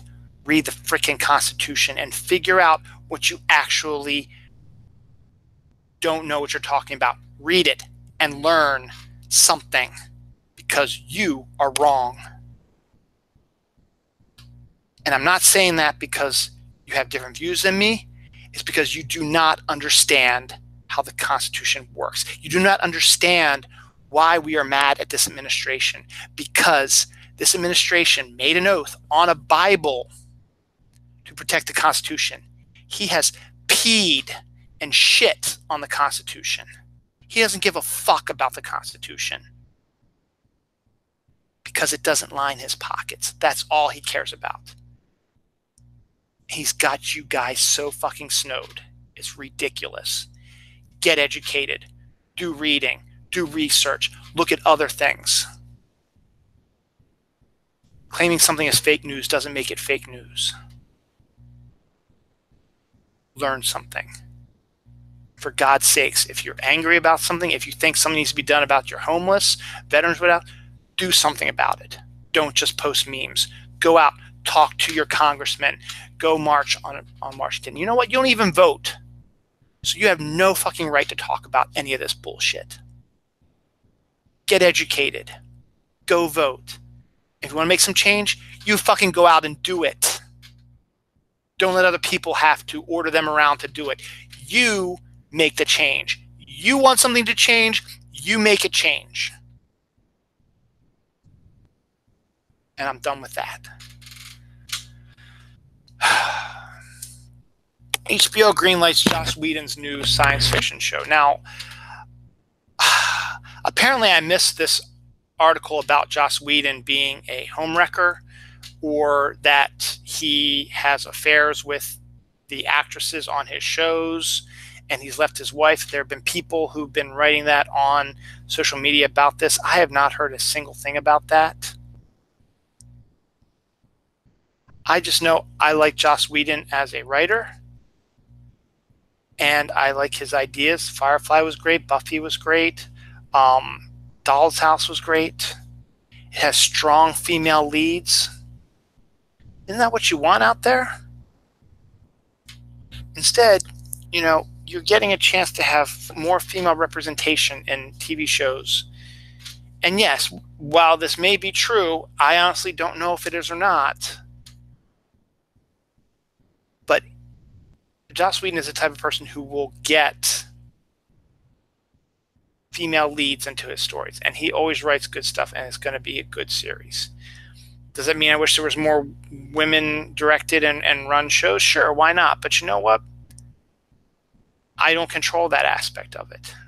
And I'll have to find out more about Joss Whedon's stuff, but I don't have HBO presently, and I don't really watch a lot of TV. Would I get it for that? Possibly. Look, I try to make it so that, you know, I want women to have every opportunity that men do. I do not like seeing what is going on in the world when it comes to what's happening with women, because it affects my wife and it's going to affect my daughter. It affects my sister, it affects my mother. It affects my sisters-in-law, my other in-laws, my cousins who are female. I know a lot of women. People I work with, yes, even the one I just ranted about. I don't want anybody to suffer.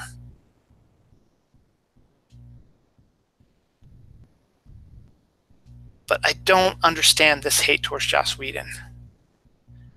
Again, I don't know all the facts, so maybe if I did some research, maybe I could.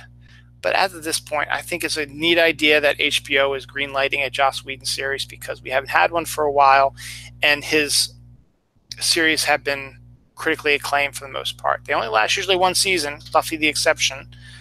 But the ideas are there. The critics love it. It's just the viewers aren't there. And hopefully maybe HBO will help change that up. Kevin Smith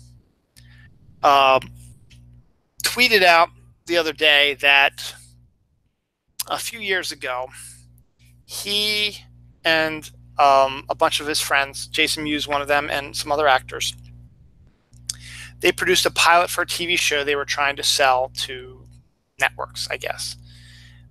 The idea of the story was not going to fly on any of the big four networks. It would have had to be an FX or Netflix or HBO or something like that. But this new thing I never heard of before called Rivet TV has seen this pilot that didn't get picked up that Kevin Smith made and has gotten the rights to it, I guess, and is offering it out to people to watch. And if they like it and they get enough views of it, Rivet TV might go to Kevin Smith and say, hey, we want to take it to series on Rivet TV. Again, I don't know what Rivet TV is. I don't know where it is. But Rivet TV is presenting Kevin Smith's Hollyweed pilot. Now, I kind of remember it a little bit, but not really. And it makes sense because of who Kevin Smith is. It's about marijuana, but it's about medical marijuana. The story, the show is set at a medical marijuana place, a place that sells the medical marijuana. And I think it might even make it to, I don't know. I've just seen clips. I haven't watched the pilot yet. Now, we have one of those down the street here in Reisterstown because Maryland has voted for medical marijuana to be legalized. I personally think all marijuana should be legalized. That's just me. And that the people in jail for marijuana should be released instantly because it's really not a crime anymore because it's legalized in Colorado, it's legalized in Washington State, it's legalized in California. And I wish it was legalized here, but that's still down the line. But right now, medical marijuana is legalized here in Maryland.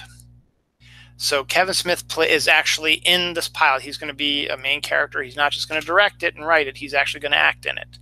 And he plays the guy who runs a medical marijuana place. And his partner is an elderly black guy.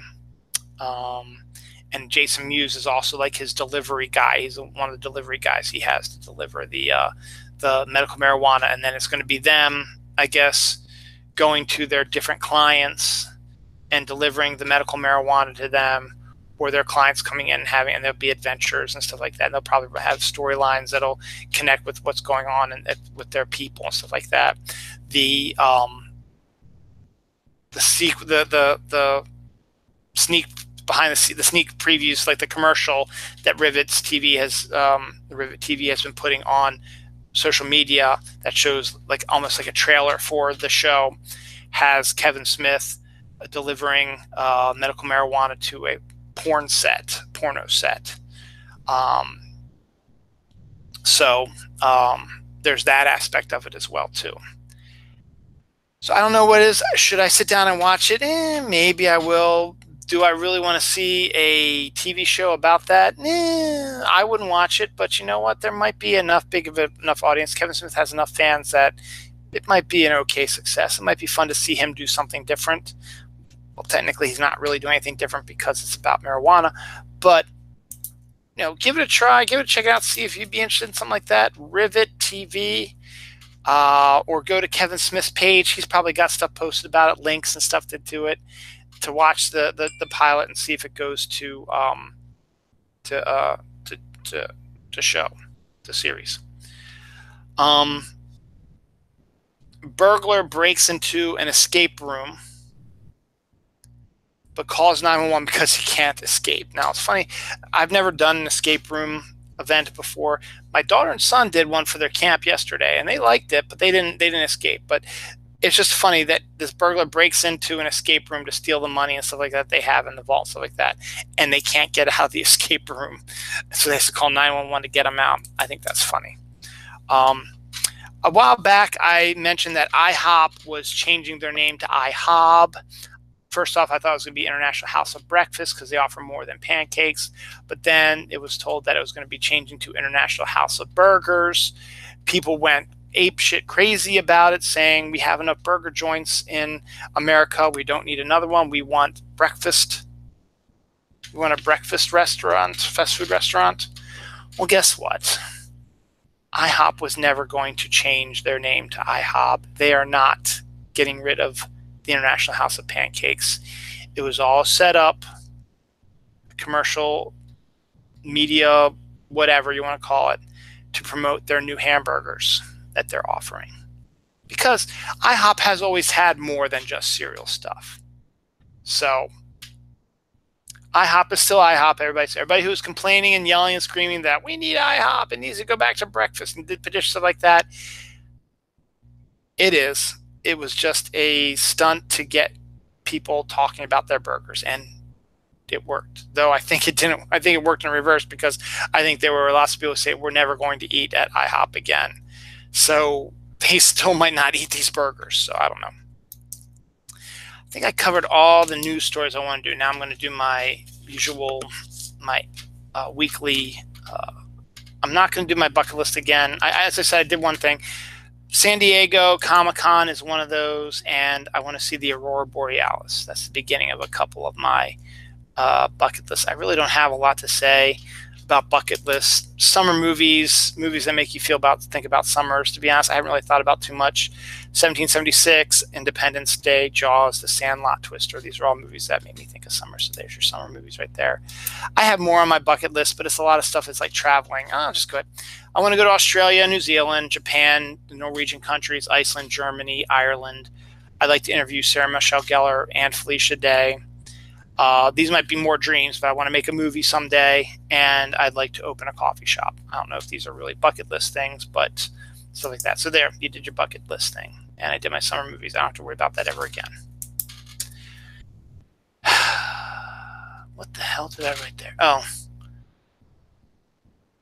big, massive bathroom. Okay. Last week I introduced my new, what did I call it? A new thing to the show called In Dreams, a little segment of my show called In Dreams, where if I remember some of my dreams, I write them down and let you know about it. I only had 2 really this week. And the first one was the beginning of the week. The second one was yesterday. So beginning of the week, I was walking up a mountain,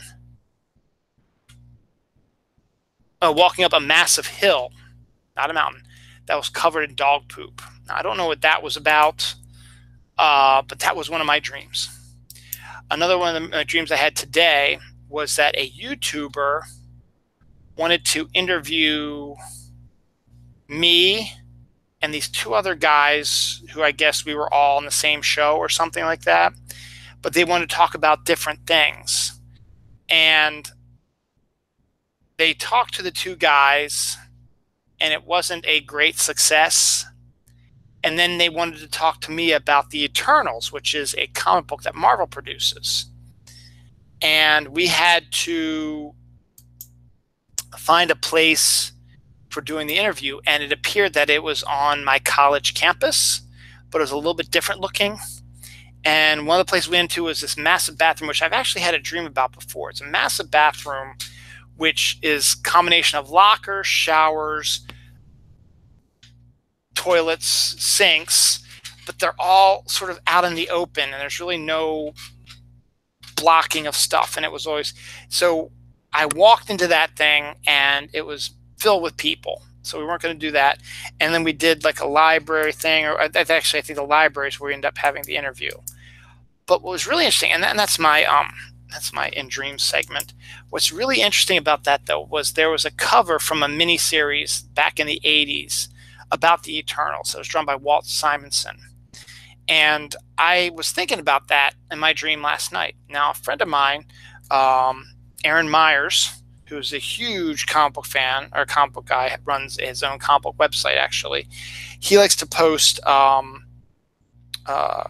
comic books covers that he has bought the rights to. I don't think he responded to it.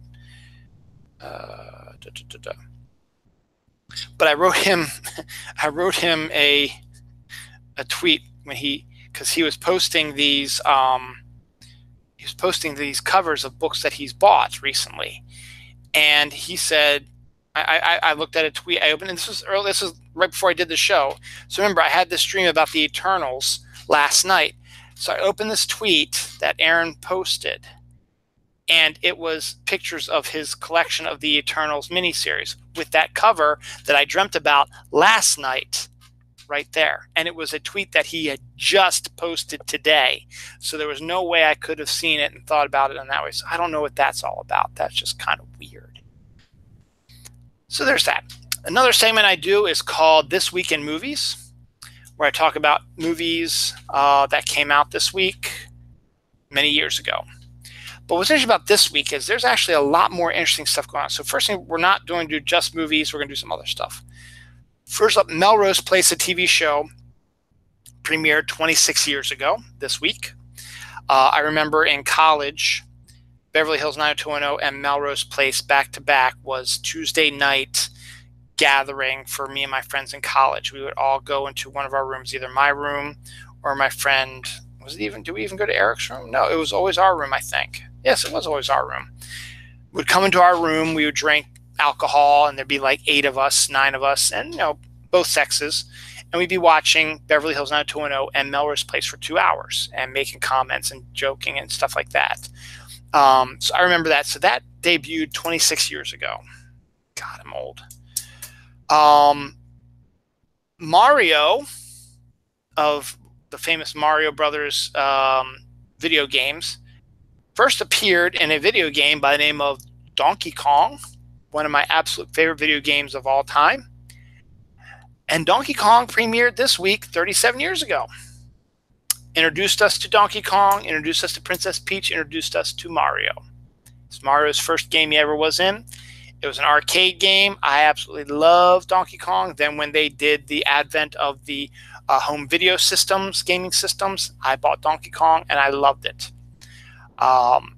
And 2 years later this week, 35 years ago, Mario Brothers premiered, which introduced Luigi and focused more on Mario and Luigi doing adventures and not so much about Donkey Kong, and introduced Bowser as the bad guy.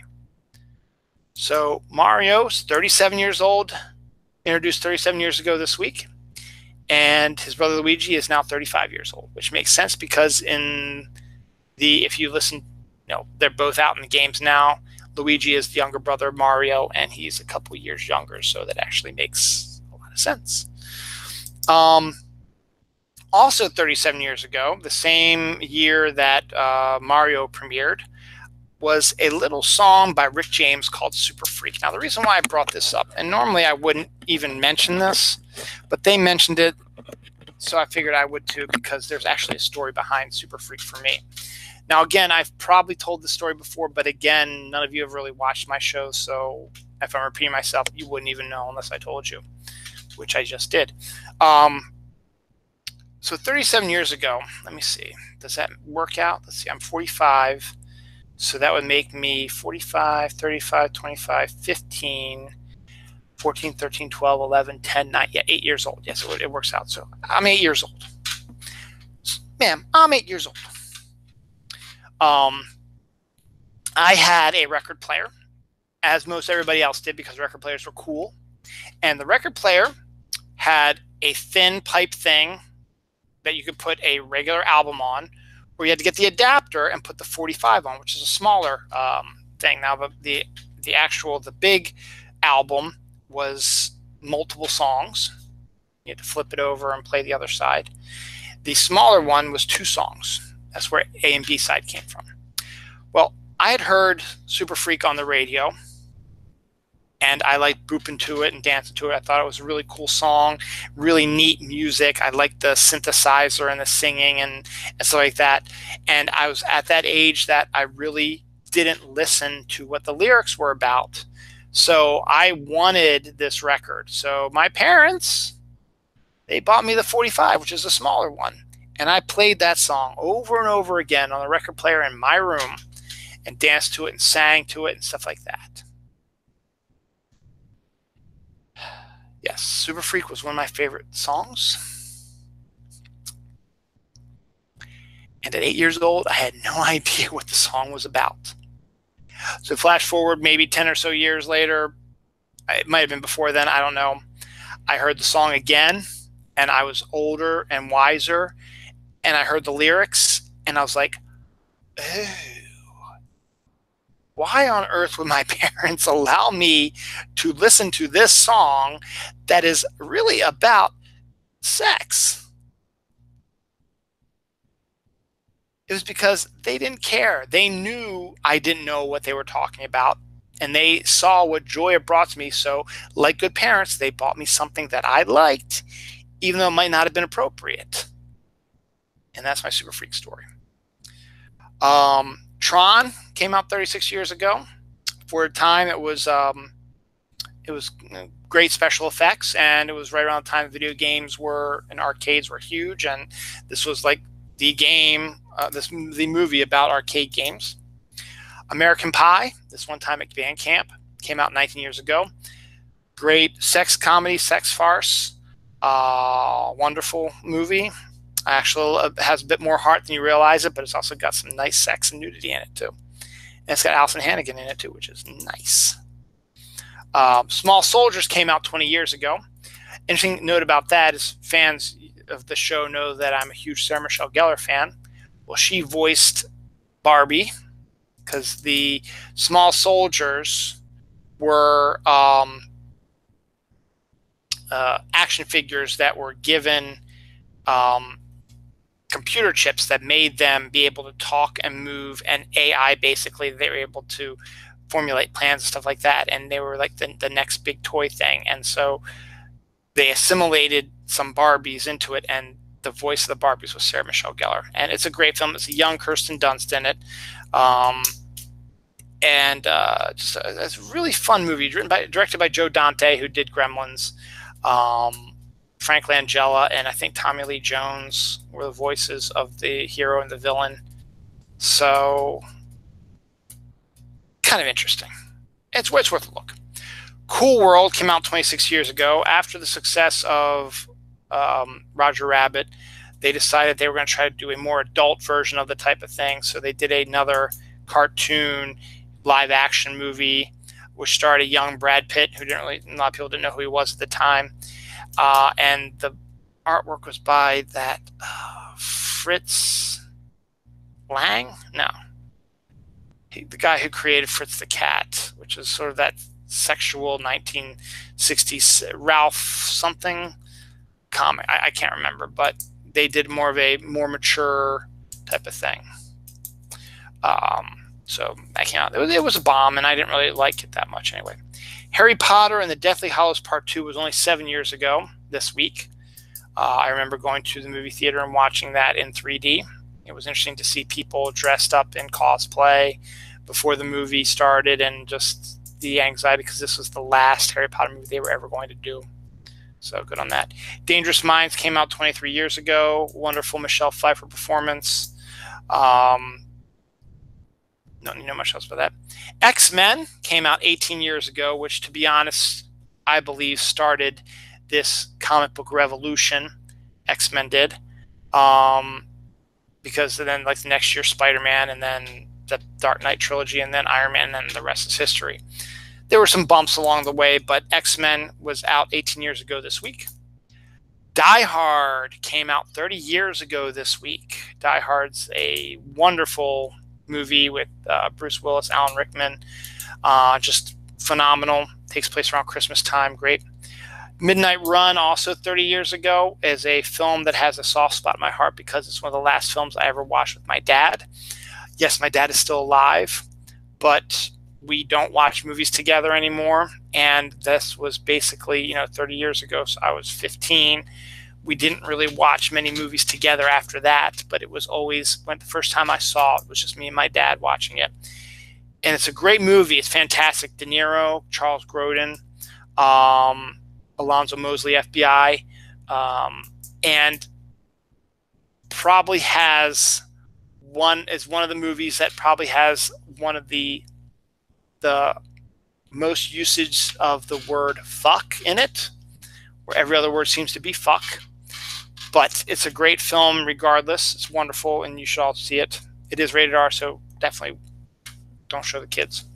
A Fish Called Wanda also came out 30 years ago. Kevin Kline got a well-deserved Oscar win for that. John Cleese trying to open up a little bit to his American audience, and Jamie Lee Curtis, and even Michael Palin, who I've always said was the most underrated Python and probably the best Python of them all because he was so talented and could play multiple roles and make every one of them different. They were all in this. It's a fun little farce. Again, not for kids. Last Starfighter was 34 years ago. Again, era of video games. A video game, a guy plays a video game over and over again, becomes the top score on it, and then an alien comes down and says, hey, this wasn't really a video game. This is a way to recruit you to fight, help us fight the bad guys, and you are the best one. And the controls were the same as the arcade game, and he became a wonderful starfighter.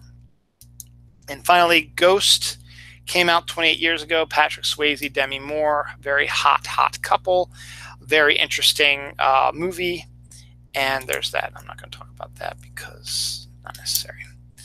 And I missed it anyway. So that's it. We're going to end on Check Eye Day, and then we are getting out of here for the day. As I said, next week is San Diego Comic-Con. I will not be there, so I will be doing another show this week. It is going to be, what am I doing again? Check Eye Day. It is going to be just me and my wife next week. My kids are going to be going to their grandparents' house for the week. So that'll be a lot of fun, hopefully. So Check Eye Day. Here we go. Check Eye Day. All right, let's see. Today's July 14th. Yes, they haven't done the 15th yet. That's interesting. So today is Shark Awareness Day, Pandemonium Day, National Tape Measure Day, National Grand Marnier Day. Now, again, for those who don't know, Check Eye Day is a website that reveals that every day is literally a holiday. I just named you what the holidays were for today. National Grand Marnier Day, National Tape Measure Day, Pandemonium Day, and Shark Awareness Day. Yesterday, Friday the 13th, was Barbershop Music Appreciation Day, Beans and Franks Day, Collector Car Appreciation Day, Embrace Your Geekness Day, Fool's Paradise Day, Go West Day, Gruntled Workers Day, National French Fries Day. July 12th was Different Colored Eyes Day, National Eat Your Jello Day, National Pecan Pie Day, Simplicity Day. The 11th was All-American Pet Photo Day, Baldur's Day, Free Slurpee Day, National Blueberry Muffin Day, National Cheer Up the Lonely Day, National Mojito Day, National Rainier Cherries Day, National Swimming Pool Day, World Population Day. Yeah, the 10th was the one where they didn't do anything, so we're not going to do that. Tomorrow, the 15th, is going to be to the website. So you can go to Check Eye Day on Twitter and follow up with all the holidays like I'm telling you right now, or go to their website and you can see them there too. Tomorrow is Gummy Worm Day, I Love Horses Day, National Be a Dork Day, National Ice Cream Day is tomorrow, National Respect Canada Day, National Tapioca Pudding Day, and St. Swithin's Day is tomorrow. So some interesting stuff coming up. Definitely, I would recommend, if you're on Twitter, I would definitely follow them on Twitter so you can see what these different holidays are. Every day is a new one, and you can celebrate in your own way. Like tomorrow, it's National Ice Cream Day. Why don't we have some ice cream tomorrow? So we'll see. That's it. I've hit pretty much everything I think I want to. I'm going to skip this, and we're going to go blank page. We are now on this side of 500. Next week's episode is 251. Thank you for making my 250th show a success. My one viewer who stayed on for about 10 minutes and then said, screw this guy, I'm going to leave. And everyone who has watched it before, thank you for watching it. Particularly if you watched it the whole way, I do appreciate that. Please, if you like what you see, retweet it and let people know about it. I will post this probably tomorrow because it's getting late, and I'm probably going to stay up to about midnight, maybe 12:30 at the latest, and then I'm going to go to bed because I'm tired. My wife is luckily already in bed because she is tired. So that's it. Thank you. 250 episodes down. We're starting on this side of 500. So 251 next week. We'll see what it brings, and hey, maybe I'll have a guest or two. Who knows? My co-host Jerry Fletcher is back from her Spanish trip, so we'll see about that. And MJ, we'll see. I haven't seen Ant-Man and the Wasp yet, so I'm going to try to get that seen so we can have a discussion on that. So we'll see. All right, Babes and non-babes out there, take care. I'm tired.